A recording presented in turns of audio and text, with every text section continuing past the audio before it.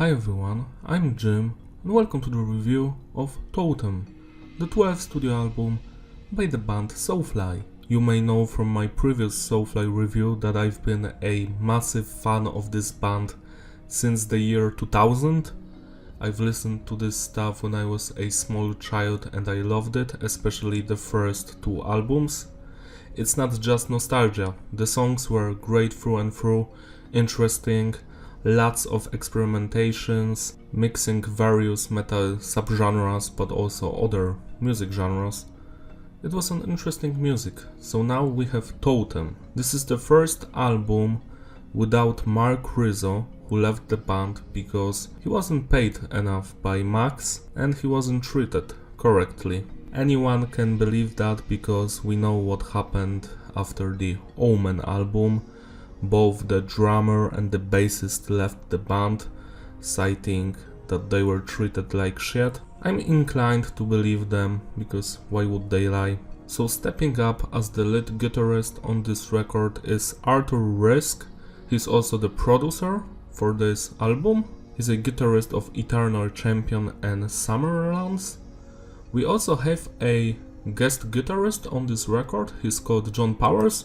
He's from the same two bands and he does solos on two of the songs. The production is unbalanced, I don't really enjoy it, especially how the vocals are mixed. They've recorded this album underground, but I must say this is the weakest sounding Soulfly album like ever. It doesn't have that full, tight production like Ritual did.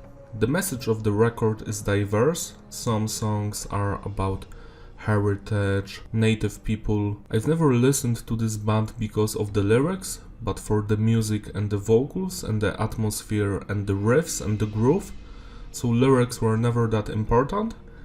And I'm actually tired of hearing yet another song where Max is just shouting the same one or two words like filth upon filth.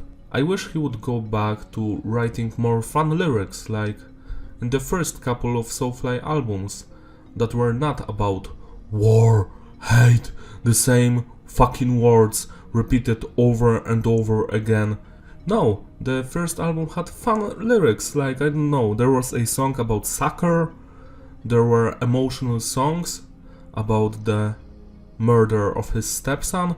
That was some serious interesting shit with very touching lyrics, and here we have what? Screaming superstition. I am not even disappointed because that's how the lyrics are like since the Conquer album or even before that. So it's nothing new to me, but I have to point it out because it's a review. So yeah, nothing has changed. You're going to hear them scream Totem, Totem, like they are in a mental asylum. I actually like that one, to be honest. I like that chorus, even if they're just screaming Totem over and over again. The structure of the music is basic, except the final song, which is more advanced. And the overall feeling of this record takes you back to those Sepultura, Beneath the Remains, Arise stuff, things like that.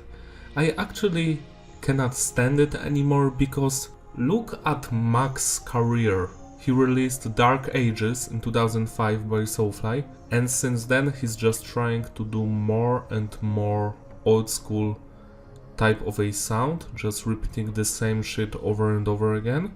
And it's just so boring because remember when Soulfly was formed? It was all about experiments, doing things outside of a box, you know, actually interesting music. Now it's just a standard, typical trash death metal group with some grooves here and there. It sounds very uninspired and bland. This album is just Max trying to do Sepultura, Arise, Beneath the Remains part 17 or 18, because every album is just the same fucking thing. Like in Far Cry 3, Vass said, Insanity is doing the same things over and over again, expecting shit to change. And this is the same shit. This doesn't even feel like a Soulfly album. It's more of a Cavalera Conspiracy album, which is funny to me because the first Cavalera Conspiracy album was an actual Soulfly album.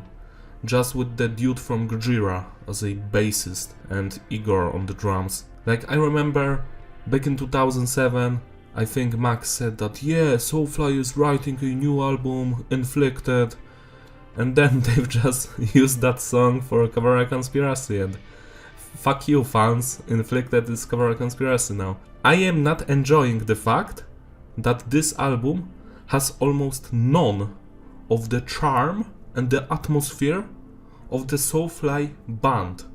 It's like the soul is gone, there's only fly, which is very sad because the previous album, Ritual, actually had some of those Soulfly elements added in, you know, those tribal stuff. Mark Rizzo solos were very reminiscent of the Prophecy stuff, you know, it had that Soulfly vibe and soul. And now that Mark Rizzo is gone, we have Arthur Risk. His guitar solos are fucking atrocious. Max was saying in an interview that Arthur is bringing that epic classic heavy metal solos to the table, and no, actually no. These solos are really similar to what Slayer was doing. And do you know Slayer solos? It's just shitting on the fretboard, touching stuff without any fat or soul.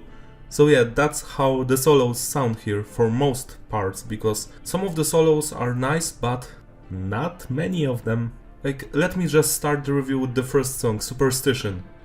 You think I remember how this song sounds?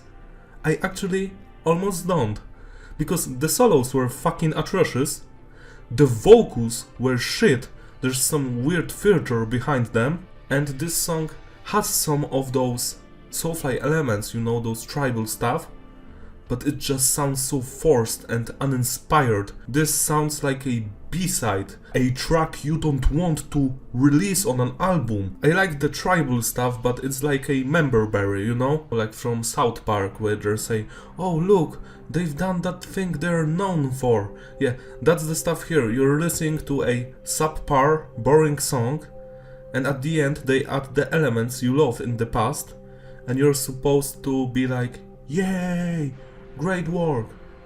No, 5 out of 10. Scarring the Vial is a song that features the vocalist of the band Obituary, John Tardy. I actually really enjoy his vocals here. What I don't enjoy is the song. Let's have another Beneath the Remains Arise shitty B-side. I don't even remember this song. I only remember the vocals of John Tardy, because I remember him screaming, Scarring the Vial. And the solos? Yeah, fuck them solos. 5 out of 10. Now, Filth Upon Filth was one of the first songs written for the record. At least that's what Max said.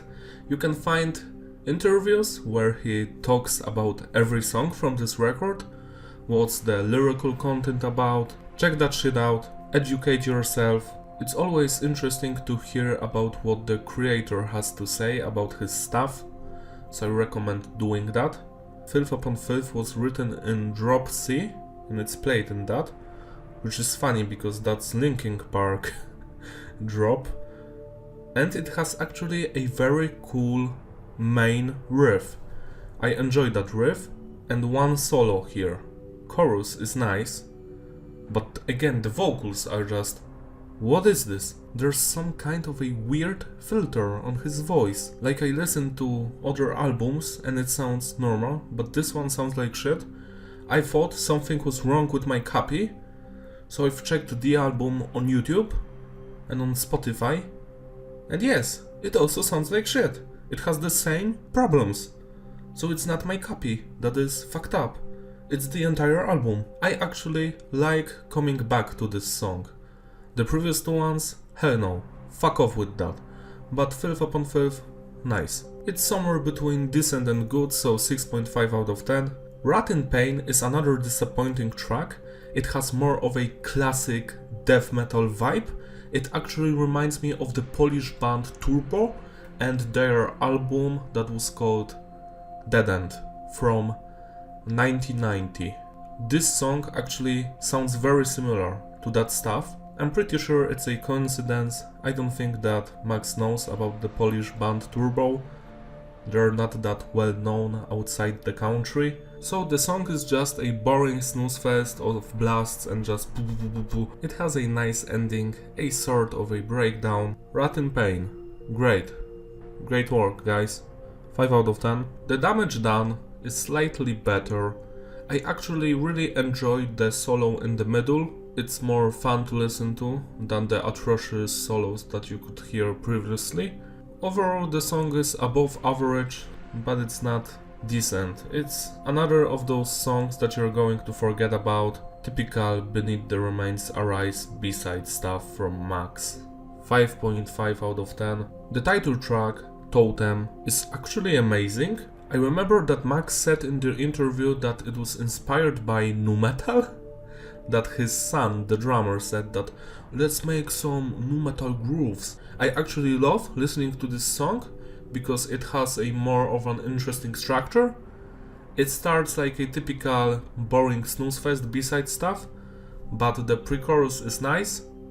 The chorus is very heavy, where they are screaming Totem, and you can hear that it's not just Max. Then the song goes right back to the verse, and again pre-chorus, and we have the amazing chorus. I don't know who's doing the scream in the chorus where he's just if that's Max, I wonder why he hasn't done these kind of interesting vocals on the previous 5 fucking songs. And if it's not him, then kudos to whoever done this. I wish there was more of it. Then the song changes, we have a little drum solo and it turns into a thrash metal song, very heavy stuff. We have 2 solos. It's sad that the best solos on this album would be like an average solo by Mark Rizzo. This album is suffering a lot by not including his work. Then we have a very slow breakdown that they are slowing down even more at the end. It's actually genius stuff, I love it. Totem is the highlight of this album. Amazing instrumental with some average solos, but actually great vocals done by someone and Max. 10 out of 10, a certified banger. The 7th song features John Powers, he's doing the solo here.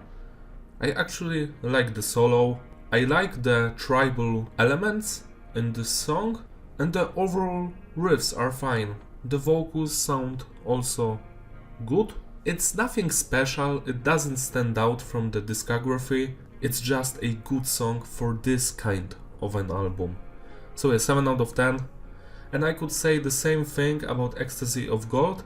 Again we have John Powers doing the solos. The vocals again also good. The instrumental work is slightly worse than the previous track, but the overall atmosphere of it is better. So yeah, 7 out of 10. The next song is Soulfly 12, and yet again, it's actually great. It's not the best Soulfly song. I think my favorite one is Soulfly 2, then Soulfly 1, and Soulfly 6. This song actually sounds like Soulfly. Not like the previous 8 songs that sound like a generic thrash metal wannabes with 2 songs that had tribal elements. And what can I say about Spirit Animal? Finally, the last song sounds like an actual Soulfly song. The beginning is kind of weird, but after that we have a typical average thrash metal song that actually has some interesting nu metal riffs in it. You know, those wow, wow, those type of sounds. After that it evolves into a different type of song, and we have a little break, and it changes into this type of world music that you could hear on Prophecy and Dark Ages. You know, it kind of reminds me of the song Wings from Prophecy, and we have Hornsman Coyote of Iceburn doing the vocals, and you might know him because he already has done vocals for Soulfly. The songs Moses on Prophecy and Inner Spirit on Dark Ages. This was an amazing throwback. When I was listening to this album, I did not expect to hear him at the end, and those last 3 minutes of Spirit Animal are actually the best music in this entire album. Even better than Totem. But I cannot rate this song 10 out of 10 because the first part is not that interesting. So I'm going to give Spirit Animal 9 out of 10. To sum it all up, the consistency is various. We have some average stuff here, also some great songs, but not many of them. The flow is disrupted. It's hard to get through this album, especially because the beginning is so weak and just average. Replayability? Yeah, some. It's a decent record. I don't think that it's good, and I also don't think that it's average, because some of the songs here are amazing, like Totem, Spirit Animal, Soulfly 12, Ecstasy of God and Ancestors, but the rest of the album you could just put in a trash and light it on fire, and I wouldn't give a fuck about it. I'm the biggest fan of Soulfly that I know, and I think that they just need some tough love from the community, because I am tired of Max trying to look heavy and true cult in front of his friends, because that's how this looks like. Just doing the same shit over and over again, wanting to be welcomed as a true metalhead, because I guess he's still ashamed of his nu metal years, which is funny because those were his best years. I will take the Jump the Fuck Up song over anything on this record easily. I rather have fun than die of boredom. I know that this review was very harsh, but this band means a lot to me. It saved me from suicide in the past, and listening to this record, it doesn't even feel like a Soulfly album. I think it would have been better to just release it as a Cavalera Conspiracy album. Even when Soulfly was becoming more death and thrash metal from Dark Ages onwards, I was still a big fan of them, and the music was actually nice. The Cavalera Conspiracy project was also great, right until 2014, when that album called Pandemonium was released. I think that's when Max has lost it, because he used some kind of a pitch shift on his voice to sound more deep and growly, and that album was fucking garbage. Even Mark Rizzo couldn't save it, and the funniest thing about it was the bonus tracks, which sounded more like Soulfly than actual Soulfly at the time. It was just so bizarre to hear. And after that, Soulfly released Archangel, which was like a carbon copy of Behemoth and some generic trash death metal bands. Mark Rizzo tried to save it and it still didn't work. So yeah, I feel like that was the lowest point of Max's career, doing those shit albums that I don't care about. But later, Cavalera Conspiracy made Psychosis, which was actually nice to listen to. Again, it sounded like a copy of Beneath the Remains and Arise, but it was nice. Ritual was a return to form, and now we have fucking Totem. Yeah, great. If you're a big fan of thrash death metal music, check this stuff out. You might actually enjoy it, or you might get bored to death like I did. If you're a fan of the first Soulfly albums, I am not sure you're going to find anything interesting here. I think that only Spirit Animal and Totem are going to be interesting for you, because those are the tracks that sound the most fresh on the record. That's all from me. Thank you for watching, and I will see you in my next review. Bye!